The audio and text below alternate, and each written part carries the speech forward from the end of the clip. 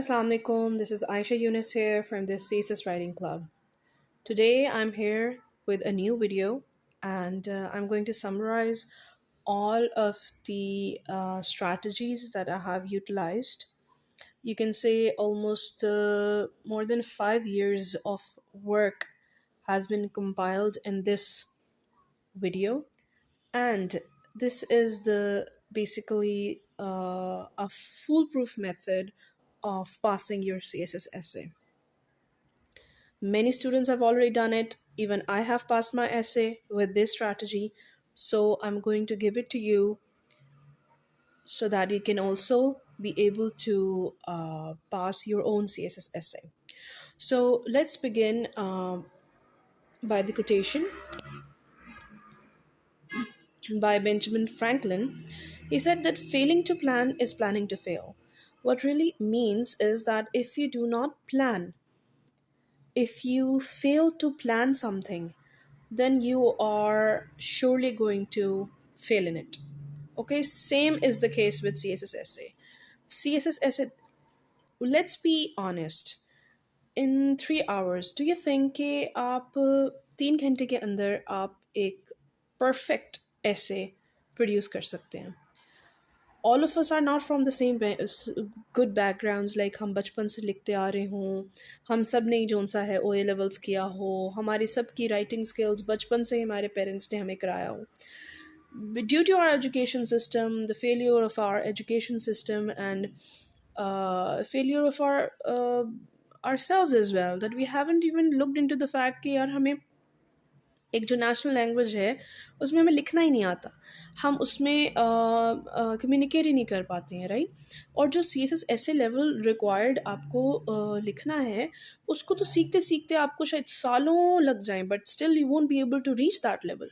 तो फिर ऐसे में क्या किया जाए? ऐसे में प्लान किया जाए कि उस 3 घंटे को आपने पहले ही, बहुत महीनों पहले ही कैसे प्लान करना है कि उस 3 घंटे के अंदर अंदर आपने एक पास करने वाला आपने ऐसे लिखना है. ठीक है. So we are going to plan beforehand, we're going to do our homework, we're going to practice, and after that we will be able to come to a conclusion in which जिसमें हम ऐसे पहले ही हम तैयार करके बैठेंगे. How we will do that, I'll let you know now. First of all, सबसे key thing, मैंने आपको कहती कि आप जोन सा है ना पूरे ऐसे राइटिंग के ऊपर लेक्चर सुनते जाएं और बस आप जोन सा है ना इसी पे ही करें कि कैसे लिखना है ऐसे. नो, सिर्फ पैराग्राफ को समझें कि एक पैराग्राफ के अंदर क्या होता है. सेंटेंसेस होते हैं. सेंटेंसेस किन से बनते हैं? वर्ड से बनते हैं. वर्ड्स के लिए हम कुछ आगे मैं आपको बताऊंगी क्या करेंगे. सेंटेंसेस के लिए हम क्या करेंगे? हमें सिर्फ और सिर्फ जो समझना है ना वो यहाँ पे प्लेसमेंट समझना है. इतनी अंग्रेजी सबकी होती है कि वो एक एरर फ्री, ग्रामर के पॉइंट ऑफ व्यू से एरर फ्री आप एक सेंटेंस लिख सकते हैं. अब आपको समझ नहीं आता कि उन सेंटेंसेस को हमने पैराग्राफ की शक्ल कैसे देनी है. तो सिंपल सी बात है, पहला सेंटेंस आपने लिखना है टॉपिक सेंटेंस, कि आपका मेन पॉइंट क्या है. उसका अगला सेंटेंस होगा कि ये सच क्यों है, इसकी उसको एक्सप्लेन करना है. फिर आपने उसको कोई एविडेंस देना है. ठीक है. फिर आपने उसका एनालिसिस करना है कि ये जो आपने एविडेंस बताया है इससे आपका टॉपिक कैसे रिलेट करता है, कैसे आप उसको प्रूव कर रहे हैं. फिर आपने अपने इसको लिंक बैक करना है. आखिरी सेंटेंस आपका होगा कि आप किस तरह सपोर्ट कर रहे हैं अपने ऐसे थीसिस को by the evidence that you have given and the explanation you have given. ये सिर्फ 5 से 6 सेंटेंसेस आप कह लें, और अराउंड 150 to 200 वर्ड्स होती हैं जो आपका बॉडी पैराग्राफ एक होता है. उसके अंदर ये आप जब सेंटेंसेस लिख लेते हैं तो फिर you're good to go. So this is what we have to understand, the placement. ये जो placement है ना, ये हमें जब एक दफ़ा समझ आ जाती है तो हम किसी भी तरह का पैराग्राफ लिख सकते हैं. अब आगे मैं आपको और बताऊंगी कि किस तरह से हम उसके ऊपर काम करेंगे. कुछ रूल्स हैं, बेसिक रूल्स. ये कोई हार्ड एंड फास्ट चीज़ें नहीं मैं आपको बता रही कि ये करेंगे तभी पास होगा. और भी तरीके हो सकते हैं, बहुत तरीके हैं लोगों के, भरा पड़ा है यूट्यूब है, सोशल मीडिया आइडियाज़ के साथ. सो दिस इज़ वो जस्ट वन ऑफ माइन जो मैंने देखा है और जो मैंने खुद इम्प्लीमेंट किया है and I have successfully achieved it. तो that's why I wanted to share it with you guys. अब इसके रूल्स क्या है? एक आइडिया लिखना है पर पैराग्राफ. कभी भी 2 से 3 आर्ग्यूमेंट एक पैराग्राफ में नहीं डालने. आपको कोई नया आर्ग्यूमेंट आपको समझ में आया, कोई नया पॉइंट आपको समझ में आया, आपने उसके लिए अलग पैराग्राफ बनाना है. इसको कहते हैं यूनिटी, यूनिटी मेंटेन रहती है। उसके बाद आपकी एकेडमिक टोन होनी चाहिए, न्यूट्रल टोन होनी चाहिए, इसमें कोई इमोशनल या इनफॉर्मल लैंग्वेज नहीं डालनी है। कंसाइज सेंटेंसेस डालने हैं जिसमें 12 to 18 वर्ड्स पर सेंटेंसेस हो। ये ना हो कि आपका जोन सा है ना 4 लाइनों का एक सेंटेंस हो या आधे लाइन का एक सेंटेंस हो। मतलब आपने बहुत एक मीडियम रेंज में रखते हुए सेंटेंसेस लिखने हैं। इसके बाद आपने रेपिटेशन को बहुत ज़्यादा अवॉइड करना है। सो यूज सिनोनिम्स। अब अगर टीचिंग की बात हो रही है, आप इंस्ट्रक्शन का बात कर लें, आप उसके बाद क्लासरूम की एजुकेशन की बात कर लें, उसके बाद टीचिंग स्टाइल की बात कर लें। मतलब बात आप एक ही कर रहे हैं but you are using different words for that. ठीक हो गया, कॉन्सेप्ट लेवल पैराफ्रेजिंग आपने करनी है। So, as I was saying, that you have to use synonyms, you have to be logically connected. आपका जो एवरी सेंटेंस है ना वो प्रीवियस वन के साथ कनेक्टेड हो। ये ना हो कि आप एक सेंटेंस में वेस्ट की बात कर रहे हैं तो आप अगले सेंटेंस में जो सा ईस्ट पे चले जाएं और अगले सेंटेंस में फिर साउथ और नॉर्थ, और आप पूरा ग्लोब ही घूम रहे हो। ठीक है, if you are talking about the west so you keep stay there, okay, and उसी से रिलेटेड कोई बात करें। ठीक है, सो इसको लॉजिकल फ्लो ऑफ आइडियाज़ भी कहते हैं। ठीक है, और हाई लेवल कनेक्टर्स आपने यूज़ करने हैं जिसमें क्वालिटी होनी चाहिए रादर दैन क्वांटिटी। ये नहीं कि आपने ढेरों ढेर चीज़ें डाल दी हैं और उसको बस बहुत ज़्यादा भर दिया है। That's not what it's suppose to be. इसमें आपने अच्छा लिखना है, थोड़ा लिखना है। ठीक है, राइट, लेट्स मूव फॉरवर्ड। अच्छा, अब आप पिछले वीडियोस अगर आप मेरी देखें उसमें आपको मैंने बताया है कि कैसे आपके जो एग्जामिनर है वो आपसे कहता है कि आपने ऑल 4 टाइप्स ऑफ पैराग्राफ्स अपने एस्से में इनकॉर्पोरेट करने हैं। उसको कैसे करना है? अब जो एकेडमिक स्टाइल ऑफ राइटिंग होती है ना उसमें ऐसे होता है, जिस तरह ओ लेवल्स हो गया या वैसे ही जोन सा है ना, कहीं पे भी यूनिवर्सिटी की प्लेसमेंट हो गई, आप एकेडमिक राइटिंग कर रहे हैं, स्कॉलर राइटिंग कर रहे हैं, उसके अंदर एस्से की टाइप्स होती हैं। आर्ग्यूमेंटेटिव एसे अगर है तो वो पूरा का पूरा आर्ग्यूमेंटेटिव स्टाइल पे होता है। बट जो सी एस एस का एसे होता है ना, it's a completely different thing. इसमें आपका कोई टाइप ऑफ एसे नहीं होगा, उस एसे के अंदर डिफरेंट टाइप्स ऑफ पैराग्राफ्स होंगे। उसके अंदर आपने डिस्क्रिप्टिव भी शो करना है because the examiner is asking you that. अगर एग्जामिनर नहीं मांगता तो हम वही वाला स्टाइल करते जो यूनिवर्सल है, स्टैंडर्ड है। But if the examiner has asked you कि give me descriptive, argumentative, narrative, expository style of paragraph writing, then you have to give it to him, okay? तो इसको करने का तरीका क्या होता है? आपने 2 पैराग्राफ्स लिखने हैं ईच। कोई से भी 2 पैराग्राफ्स आप डिस्क्रिप्टिव लिखेंगे, कोई से भी 2 आप आर्ग्यूमेंटेटिव लिखेंगे स्टाइल में, और कोई से भी 2 नैरेटिव लिखेंगे, कोई से भी 2 एक्सपोजिटरी लिखेंगे। इनकी भी प्लेसमेंट का फ़र्क है, स्टाइल का भी फ़र्क है ऑब्वियसली राइटिंग का। वो आगे जब मैं आपको टेम्पलेट्स की बात बताऊंगी उसमें मैं आपको दिखाऊंगी कि कैसे आपने किस लाइन में क्या चीज़ लिखनी है, क्योंकि हमारा मकसद यही है कि किस लाइन में क्या चीज़ लिखनी है। जब आपको वो लिखनी आ जाएगी ना तो आप पूरा का पूरा ऐसे ऐसे ऐसे आप लिख पाएंगे। जस्ट हमें प्लेसमेंट नहीं पता होती कि क्या चीज़ हमने किधर लिखनी है। हमें बातें बहुत पता होती हैं। देखें, हम जाहिर सी बात है सी एस एस की आप स्टडी कर रहे हैं, आप 12 सब्जेक्ट्स पढ़ रहे हैं, आपने बहुत ज़्यादा नॉलेज गैदर की है। उसके अलावा भी आप न्यूज़पेपर पढ़ते हैं, आप बुक्स रीडिंग करते हैं, so you have a lot of data, but how to put it in your paragraphs, how to put it in your essay, that's the problem। ये कोई नहीं आपको बताएगा। आपको पूरे लेक्चर्स मिल जाएंगे, लोग पढ़ा रहे हैं, पूरा पूरा मतलब आपको पीएचडियाँ करा रहे हैं आइडियाज़ के ऊपर, but how to put those ideas into your essay, that's the gap in the market, that's what nobody tells you। ठीक है, so this is what I am trying to fill the gap and I am trying to tell you कि आपने किस तरह से वो ideas को आपने अपने एसे के अंदर इनकॉर्पोरेट करना है so that you are able to produce your own essay. Alright, so one of the most important things is the templates.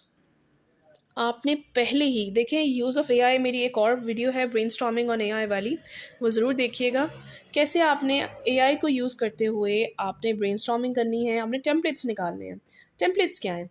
Templates are basically the blueprints. उसमें क्या होता है, आगे आई विल शो यू कि जो basically brackets में idea लिखा होता है कि यहाँ पे ये आएगा, कुछ वर्ड्स लिखे होती हैं और आगे डॉट डॉट डॉट, कि ये बेसिकली इस तरह से आपने अपना आइडिया इसमें पुट इन करना है। आपने वो फिल इन द ब्लैंक्स कह लें, आप पूरा paragraph fill in the blanks की शक्ल में होता है कि यहाँ पे आपने ये डालना है, यहाँ पे ये डालना है, यहाँ पे according to your essay topic, according to your point, according to your argument. ठीक है. So I'll give you the samples as well, don't worry about it. You will be able to understand कि कैसे आप specific formats ready-made बना सकते हैं अपने हर type of paragraph के लिए, introduction के लिए, conclusion के लिए, body paragraphs के लिए. And for the templates we are going, अब इस तरह ये मैं आपको एक short template बता देती हूँ.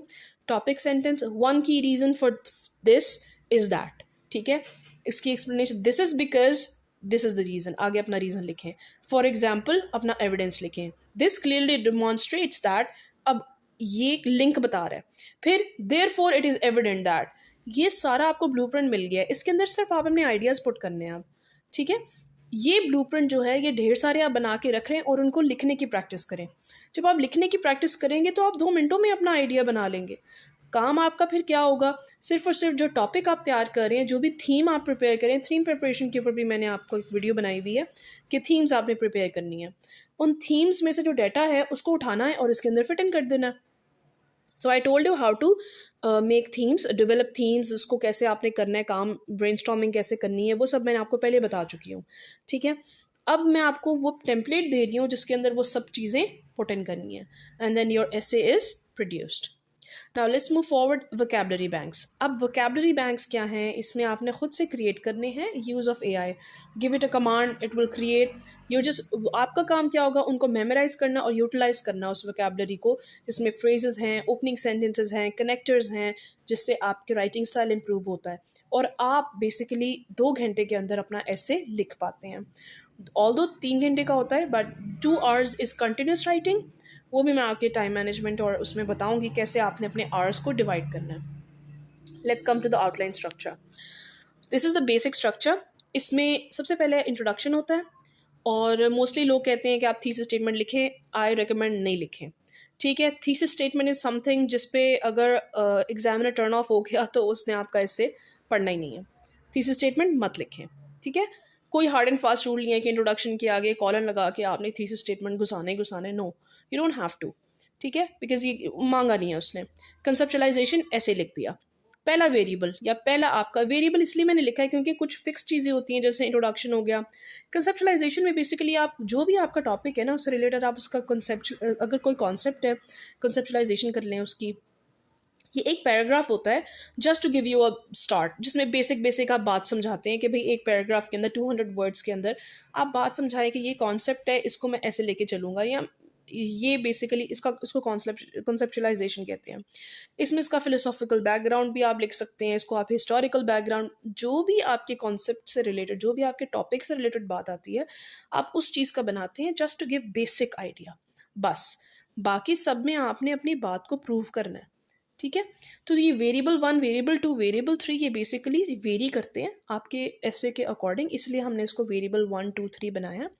और इसके अंदर 3, ये बेसिकली वेरिएबल 1 के अंदर 3 पैराग्राफ्स होंगे, फिर वेरिएबल 2 में 3 और वेरिएबल 3 में 3. ठीक है, first point, second point, third point, जैसे मैंने पैराग्राफ राइटिंग आपको सिखाई कैसे लिखना है, फिर आपको थोड़ा सा टाइप्स का बताया. तो इसमें ये हो सकता है कि फर्स्ट पॉइंट पे आप नैरेटिव लिख दें, सेकंड पे आर्ग्यूमेंटेटिव लिख दें, थर्ड पे आप कोई और स्टाइल लिख दें, फर्स्ट पे आप अगला जो वेरिएबल है उसके फर्स्ट पे आप एक्सपोजिटरी लिख दें, सेकंड पे जो आपको समझ में आ रहा है, जैसे आपको समझ में आ रहा है आपने लिखना है. But all 4 styles of writing आपने इनकॉर्पोरेट करने हैं. ठीक हो गया. एंड पे कंक्लूजन, ये 3 चीज़ें फिक्स्ड है, इंट्रोडक्शन, कंसेप्चुलाइजेशन एंड कंक्लूजन. और 3 वेरिएबल्स हैं जो हर आपके अकॉर्डिंग, ऐसे के डिमांड के अकॉर्डिंग चेंज होते रहते हैं. वर्ड्स का ब्रेकडाउन कैसे है, देखें. As we talked about earlier कि क्वालिटी ओवर क्वांटिटी है, राइट. सो उन्होंने 2500 से 3000 वर्ड्स कहा हुआ है, but nobody is able to write that much. ठीक है, और ना ही वो एक्सपेक्ट करते हैं कि आप लिखें, although they do say that but they know that it's not possible. So हम 2000 से 2500 के वर्ड्स की रेंज में हम रहेंगे. कैसे रहेंगे, इंट्रोडक्शन हमने 250 वर्ड्स का लिखना है, कंसेप्चुलाइजेशन 200. अब ये बिल्कुल हार्ड एंड फास्ट रूल नहीं है. अगर मैंने 250 वर्ड्स लिखा है वो 255 भी हो सकते हैं, 260 भी हो सकते हैं, 245 भी हो सकते हैं. मतलब थोड़ा सा फ्लक्चुएशन है, बट ऑन एन एवरेज आपने इतने वर्ड्स का लिखना है. और जब आप लिखना शुरू होते हैं ना, सो यू अंडरस्टैंड कि यार एक पेज के ऊपर मैं इतने वर्ड्स लिख लेता हूँ या लिख लेती हूँ. सो यू नो कि इतने पेज पे इतना ये वाला पेज होता है, इसमें इतने वर्ड्स मैं इतने देर में लिख सकती हूँ, ठीक है। अब इसके आगे टाइमिंग भी होती है कि इसको कितनी देर में लिखना है, वो भी मैं आपको आगे बताती हूँ। But first, introduction 250 words on an average, conceptualisation 200 words on an average, very अब जी जितने भी आपके बॉडी पैराग्राफ्स हैं ये 150 टू 200 के रेंज में रहने चाहिए, ठीक है। अब ये ना हो कि कोई 300 का लिख दिया और आपने और कोई जोन सा है ना 100 का लिख दिया, दिस इज़ नॉट एक्सेप्टेबल। हर एक बॉडी पैराग्राफ एक बिल्कुल मतलब यूनिफाइड होने चाहिए और बिल्कुल एक जैसे होने चाहिए, ठीक है। बहुत ज़्यादा डिफरेंस नहीं होना चाहिए उनकी रेंजेस में। ठीक हो गया, कंक्लूजन भी आपने 250 वर्ड्स का लिखना है। अब लिखना कैसे है, ये होता है टाइम मैनेजमेंट। सबसे जो मैं जी जब जितना आप प्रैक्टिस करते हैं लिखने की, जितने आप आइडियाज़ थीम्स प्रिपेयर करते हैं, फिर उनके ब्लूप्रिंट्स बनाते हैं, फिर उन ब्लूप्रिंट्स को यूज़ करते हुए टाइम के अंदर अंदर रह के आप उनको प्रैक्टिस करते हैं, उतना ही बेहतर आप के चांसेस होते हैं कि आप ऐसे को पास कर लेंगे। सो सबसे अच्छी टेक्निक तो जो मैं सबको बताती हूँ वो यही है कि आपने आधा घंटे के अंदर आपने रफ़ आउटलाइन बना लेनी है एट द बैक। थीम्स आपने पहले प्रिपेयर किए होते हैं, मोस्ट ऑफ द टाइम उसी थीम में से वैसा ही टॉपिक आ जाता है, ठीक है, क्योंकि आपने एक्सटेंसिवली एक थीम को प्रिपेयर किया हर एंगल से। नहीं भी आता, बहुत टफ पेपर आता है, नहीं भी आता, लेकिन थीम प्रिपरेशन में ये होता है आपके पास इनफ डाटा बैंक होता है और आपने पहले ही इतना प्रैक्टिस कर चुके होते हैं, आपके पास आधे से ज़्यादा टेम्पलेट्स में लिखा हुआ होता है ऐसे, और वो आपने इतनी दफ़ा खुद से लिख लिया होता है कि वो आपके टेम्पलेट्स आपके जहन में बैठे होते हैं, आपने सिर्फ फिल इन करना है। ठीक हो गया। नाउ और रफ आउटलाइन में भी क्या लिखना है आपने, सिर्फ पॉइंट फॉर्म में कि मैंने क्या डाटा डालना है उसके अंदर, ये आर्ग्यूमेंट, ये डाटा, बहुत बुलेट पॉइंट्स में शॉर्ट शॉर्ट करके। हाफ आवर में आपने रफ आउटलाइन लिख ली। अब आपने पहले 3 पेजेस मोस्टली, अब आपकी राइटिंग की साइज़ के ऊपर, स्पीड के ऊपर डिपेंड करता है, ये अब आपको खुद ही पता लग जाएगा कितने पेजेस पे आपकी नीट आउटलाइन आ जाती है। वो पेजेस आपने छोड़ देने हैं और एक कंप्लीट पेज जो है ना इंट्रोडक्शन का यूजुअली होता है, बट वो आधा भी हो सकता है, वो 1.5 भी हो सकता है, वो आपके ऊपर है, आपकी राइटिंग के ऊपर, और आपको आइडिया हो जाएगा 250 वर्ड्स कहाँ तक आप लिख सकते हैं। सो उतने अंदाजे में वो पेजेस छोड़ देने हैं, आपने नहीं लिखना, ना आपने नीट आउटलाइन लिखनी है, ना आपने इंट्रोडक्शन लिखना है। उसका रीज़न ये है कि जब आपने रफ आउटलाइन तो लिखी है, लेकिन एट द टाइम्स लिखते लिखते आपको कोई ऐसा आइडिया आ जाता है कि आप कहते हो यार ये भी मैंने इसमें डालना है, ये तो बहुत ज़रूरी है। लिखते लिखते आपके जहन में आ जाता है यार ये वाला पॉइंट ऑफ व्यू तो मैंने कवर ही नहीं किया। अगर आप नीट लिख देंगे फिर उसको चेंज कैसे करेंगे, कटिंग तो अलाउड ही नहीं है। इसलिए नीट लिखनी नहीं है, आपने स्टार्ट ही क्या करना है, और आधे घंटे के बाद जब आपने रफ आउटलाइन, आधे घंटे के बाद कोशिश करें जितना जल्दी हो सके, आपने वो 3 से 4 पेजेस छोड़ने के बाद आपने लिखना शुरू कर देना है कंसेप्चुलाइजेशन पैराग्राफ से। कंसेप्चुलाइजेशन पैराग्राफ से लिखने का फ़ायदा ये होता है कि आप बेसिकली थोड़ा सा आपको बैकग्राउंड जब आप देने लगते हैं ना तो आपके आइडियाज़ और क्लियर होते हैं और आपको एक फ़्लो मिलता है लिखने का। कंसेप्चुलाइजेशन पैराग्राफ से स्टार्ट करते हैं, आपको एक बेसिक ग्राउंड मिल जाता है कि मैंने इस पर खेलना है, ठीक है। फिर आप स्टार्ट करते, फिर आगे आप अपने कनेक्टर्स लगाते रहते हैं और अपने पैराग्राफ्स लिखते रहते हैं एक एक करके, एक एक करके। 2 घंटे के अंदर आपने अपने सारे पैराग्राफ्स लिख लेने हैं 9 के 9, और आपने अपना कंक्लूजन भी लिख लेना है। पीछे रह गया आधा घंटा, उसके अंदर आपने 10 मिनट के अंदर कंसेप्चुलाइजेशन पैराग्राफ लगाना है, ठीक है, और 10 से 15 मिनट में कंक्लूजन आपने पैराग्राफ ज़रूर लिखना है। कंक्लूजन पैराग्राफ के बगैर अगर आपने ना लिखा तो वो आपका ऐसे बिल्कुल फेल है। सो ऑलमोस्ट 10 मिनट्स आपको मिलेंगे हर पैराग्राफ के लिए। ये अब आप लिख लिख के आपको पता होगा कि यार 10 मिनट में मैं लिख भी सकता हूँ, ये सकती हूँ कि नहीं, ठीक है। बट 10 मिनट्स हैं आपके पास एक पैराग्राफ लिखने के लिए, 9 पैराग्राफ्स हैं, 10 मिनट्स ईच, 90 मिनट्स इसके अंदर लग गए। आधा घंटा आपने रफ आउटलाइन लिखा, और फिर जो आखिरी आधा घंटा है उसके अंदर आपने 5 से 10 मिनट के अंदर जो सा है क्या कहते हैं नीट आउटलाइन करनी है, क्योंकि वो पॉइंट्स लिखनी है सिर्फ, नीट नीट, वो उसमें आपने कुछ लिखना नहीं है, वो 3 पेजेस में सिर्फ पॉइंट्स लिखने हैं आपने, ठीक है। 10-15 मिनट में आपने आउटलाइन लिखनी है, 10-15 मिनट में कंक्लूजन लिखना है, और आपका पूरा ऐसे कंप्लीट हो जाएगा। ठीक हो गया। Now let's move forward. अब ये एक सैम्पल पैराग्राफ है, टॉपिक है an investment in knowledge page the best interest.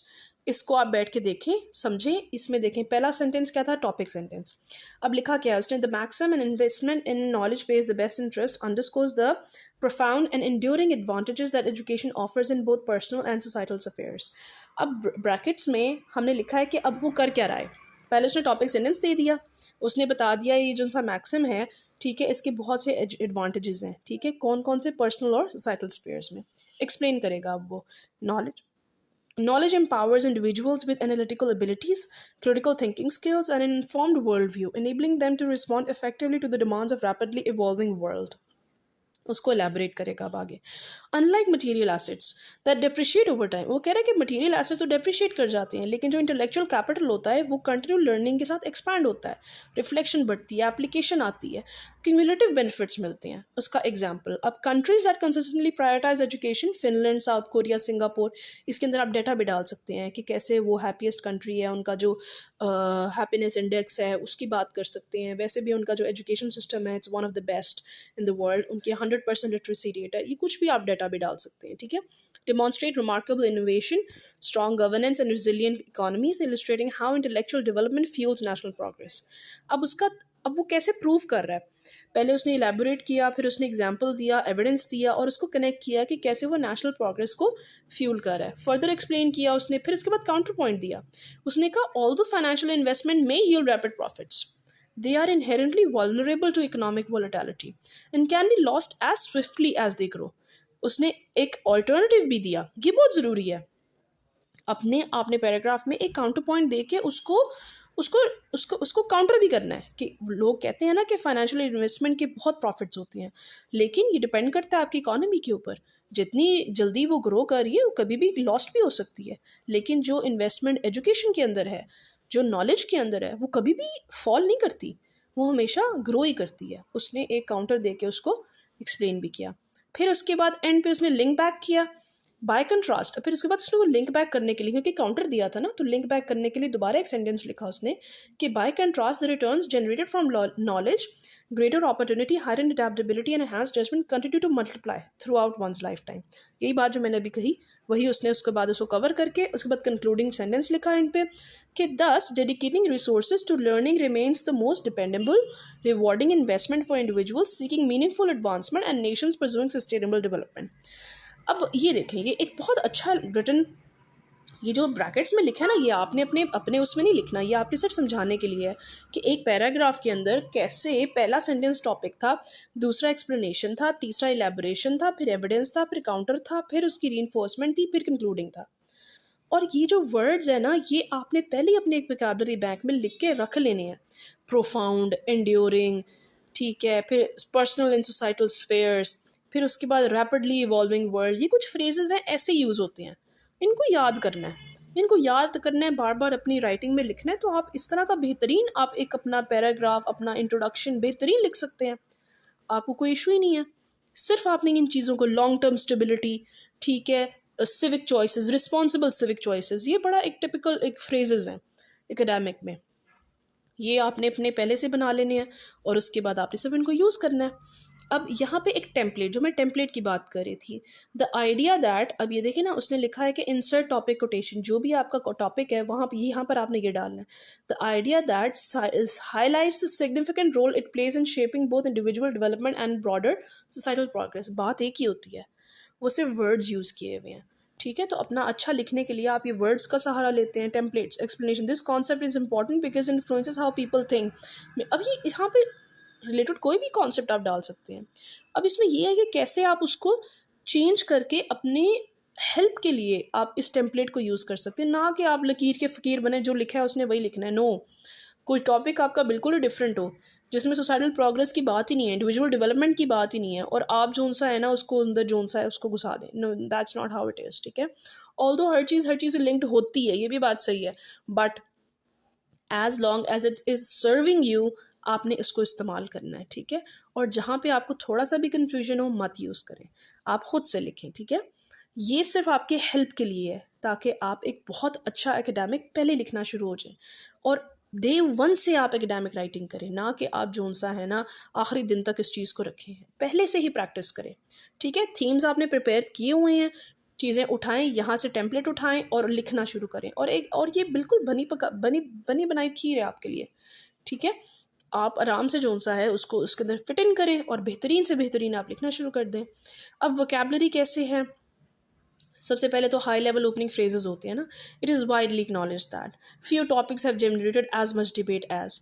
ठीक है, in an era characterized by, ये सारे फ्रेजेस हैं, ये जितने भी आगे आप देखेंगे, आप बेशक इनके स्क्रीनशॉट्स लें, इनको रखें अपने पास, यूज़ करें इंपॉर्टेंस के लिए. The implications of this trend extend far beyond. This topic warrants careful consideration due to its long-term consequences for. ये आपको एक एकेडमिक टोन भी देंगे. ठीक है, आपको बताएंगे भी कि पहले आपने हाई लेवल ओपनिंग फ्रेज लिखना है, अपना आइडिया इंट्रोड्यूस कराना है, फिर आपने उसकी इंपॉर्टेंस या सिग्निफिकेंट की स्टेटमेंट देनी है, फिर आपने उसका इन्हांस करना है, फिर उसका आउटलाइन फ्री फ्रेज करना है. ठीक हो गया. इस तरह बॉडी पैराग्राफ्स के लिए वोकैबलरी है, बड़ी अच्छी अच्छी वोकैबलरी इसमें लिखी हुई है. ये पहले वाला भी अगर आप स्क्रीनशॉट लेना चाह रहे हैं इसको भी रखें. फिर यू हैव बॉडी पैराग्राफ्स. ठीक है, फिर यू हैव ये सारी चीज़ें मैंने आपको कॉज एंड इफेक्ट के ट्रांजिशन भी बता दिए हैं, कंट्रास्ट के, फिर बैक, उसके बाद डिस्क्रिप्टिव पैराग्राफ के भी. If you look at it, opening description, the जो भी चीज़ है can be best described as visually ऐसे है, एटमोसफेयर ऐसा है, इट्स मोस्ट स्ट्राइकिंग कैरेक्टरिस्टिक ये है, ये डिस्क्रिप्टिव में आपको हेल्प करेगा. उसके वोकैबलरी बैंक भी दे दिए हैं. इसी तरह आपको नैरेटिव पैराग्राफ्स की भी एक टेम्पलेट भी दे दी है, वोकैबलरी बैंक भी दे दी है. आर्गुमेंटेटिव पैराग्राफ का भी टेम्पलेट, वोकैबलरी बैंक. एक्सपोजिटरी भी यू हैव दैट. कंक्लूजन्स के लिए भी you have everything with you. You just going to use it and you going to जो सा है. अब क्विक रिकैप कर लेते हैं. पैराग्राफ स्ट्रक्चर मैंने आपको समझाया, टाइप्स ऑफ पैराग्राफ्स बताए, टेम्पलेट्स ऑफ वोकैबलरी बैंक्स बनाने कैसे हैं, उनको इस्तेमाल कैसे करना है. ठीक है, वो भी मैंने आपको बताया. आउटलाइन स्ट्रक्चर बताया, ब्रेक डाउन ऑफ वर्ड्स बताया, टाइम मैनेजमेंट बताया, और आपको सैम्पल वर्क भी शेयर कर दिया which you can utilize. I hope कि आपको इससे फ़ायदा हुआ होगा. ज़रूर इसको शेयर करें. And we have our registration open. ये सिर्फ और सिर्फ बेसिकली बताना तो आपको बता तो हर कोई देता है, बट द थिंग इज़ कैसे आपसे वो काम करवाया जाए ताकि आप एक अच्छा पास करने वाला ऐसे लिख सकें. उस तैयारी के लिए होती है ट्रेनिंग. उसके लिए आपको चाहिए होते हैं ट्रेनर्स जो आपको ट्रेन करें बेसिकली कि कैसे आप लिखें. आप लिख के दिखाएंगे हमें, हम चेक करेंगे, आपको बताएंगे कि आपने यहाँ पे ये गलती की है. ठीक है. So for that, I have shared my number as well on the our social media pages or TikToks or Instagram वगैरह. You can contact us, and if you want this kind of training with us, you're most welcome to join. So best of luck for your exams, and Allah Hafiz.